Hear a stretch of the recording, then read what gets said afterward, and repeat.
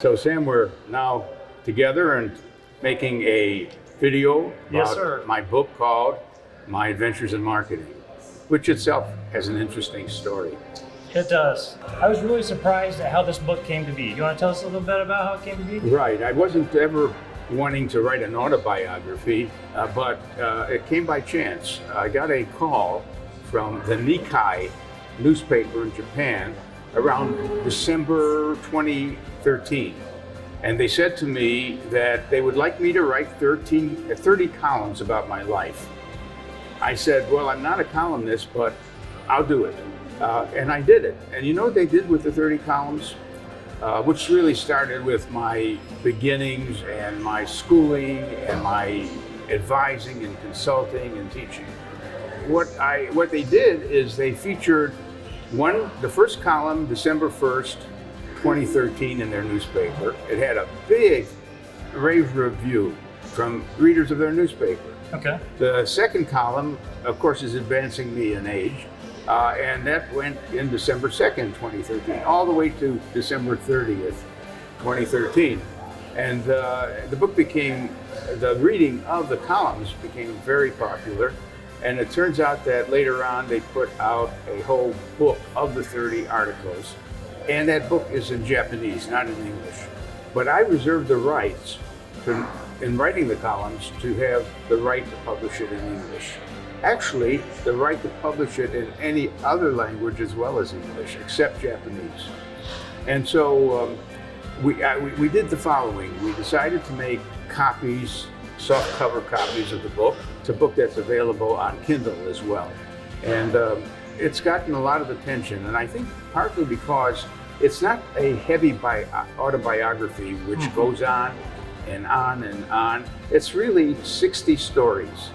So it's very good beach reading because you don't have to read all of them because you can go into any of the 60 because let's say you're very interested in the work I've done called place marketing, how to market a city or a region, how to make it distinctive and one that one really has to see.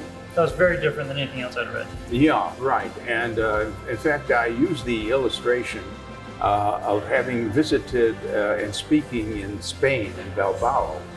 And they asked me, what can we do with Bilbao? Because we're not getting, Madrid is getting everyone to come, and so is Barcelona, but we're a big city.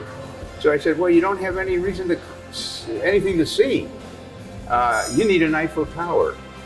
And he said, but there's already an Eiffel Tower. So I said, you got to do something, build something that's distinctive. And I said, it could be a museum. It could be, I suggested different things. Well, they built a museum and they got Frank Gehry to make it. And as you know, people charter planes from Japan to go to Bilbao to see the museum, which has no art. I mean, it has art, but they didn't have Madrid's level of art because the museum itself is the art form. So that's how it came into being as a book. Mm-hmm.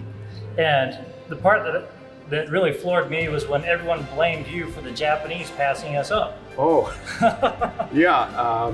So during this class, a CEO in my class, he said, you know, the Japanese have been outperforming us terribly. I mean, they own the auto industry. Look what they did to us and all that. I said, what? You've been really sort of a radical. You've taught them things you didn't teach us. I said, no. What happened is in my class, we always had some Japanese students. They were very industrious in taking notes and they believed what I said. Absolutely. Americans are a little more casual. Oh, well, I'll learn on the job the way things should be done. I'll humor the professor in a sense. The Japanese heard exactly what the Americans heard, but they took it seriously. And I loved how everyone bought into it at every level. Yeah. So instead of getting to a supply chain and stop, getting here and stop, everybody on every level took it. Exactly. My teaching has been abroad very much. You know, for 40 years I've been speaking in different countries. I've been speaking in Asia a lot, Japan, Singapore, Thailand, Taiwan, Australia, and so on. But I also do a lot of European speaking. I have to change my talk in each location. because each country is at a different stage of development with respect to marketing. I mean, there are countries in Africa, some in Asia, that are just starting to think of the word marketing means something different than sales.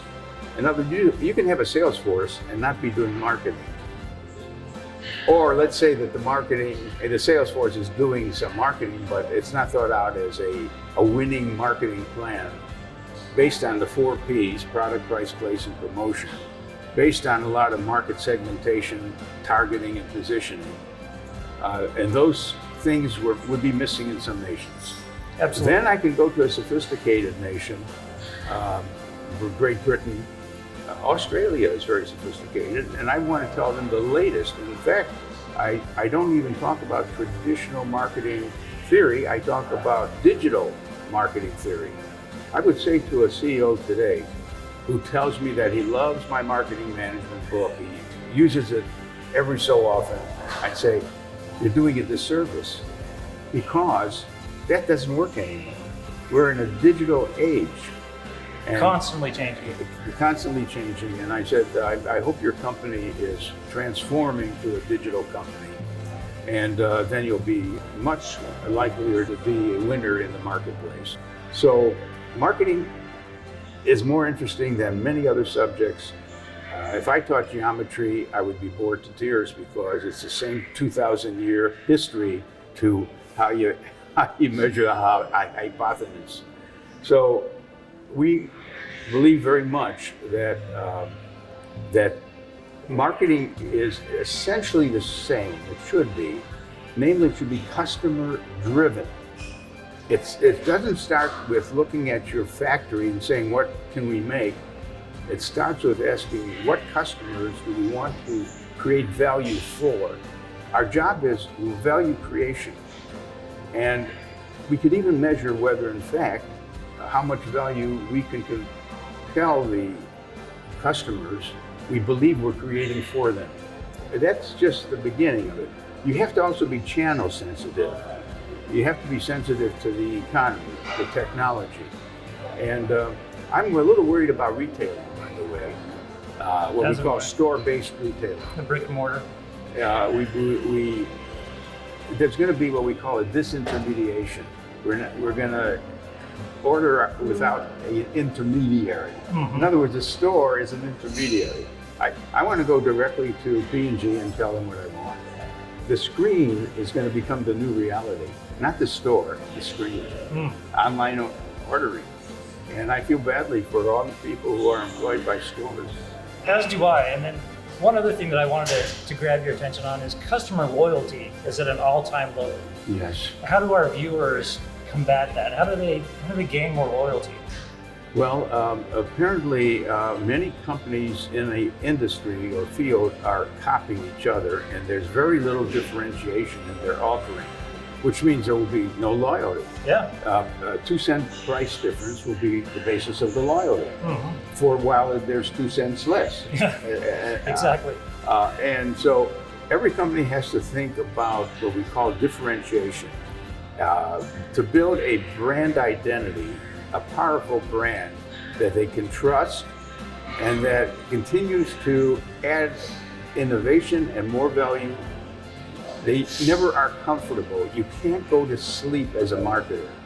You gotta, in fact, today, we expect marketers to be up 24 hours because now we open up our phone and we already see 40 or 50 offers before we woke up. Yeah, absolutely. They are being programmed. Mm-hmm. And each offer is one made for you as an individual, knowing the media you're using and the need you might have for that product. Amazing. So it's programmed out overnight, and it's customized for that person to reach at that point in time. So that's the new marketing. Just in closing, once again, I appreciate you taking the time. Yeah. I think you're a distinguished individual. You know, I know tons of pro athletes and all kinds of people. I don't get starstruck until I see Philip Kotler in front of me. Oh. I have to say, I'm very humbled to be here. Yeah. You've impacted my personal business incredibly over the last couple of years. Well, Sam, that's good to hear. I want to follow your work in the world of marketing and advertising because as a young entrepreneurial type, you created a business and I'm sure it's going well and it's going to get better and better over time.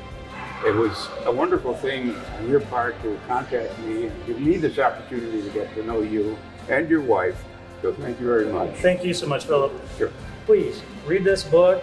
I read it on the plane, I read it in my hotel, and couldn't put it down until I was done. It is segmented to where you can leave off and then come right back and read a new story. So take the time, read the book, and meet the real Philip Kotler behind the scenes.